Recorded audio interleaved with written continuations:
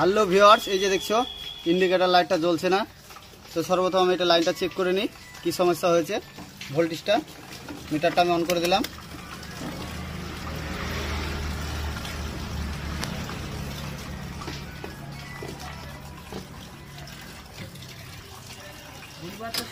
এই যে আমার এখানে পুরো ভোল্টেজ দেখা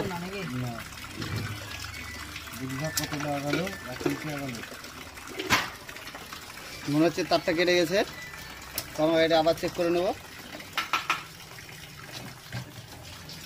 লাইনটা আমি চার্জ করে দিলাম। এই যে তারটা কেটে গেছে মনে হচ্ছে। তো আমার তারটা প্লাসে হবে। প্লাসে দিয়ে আমি একবার চেক করে নেবো জ্বলছে কিনা। না, এটা আমার জ্বলছে না।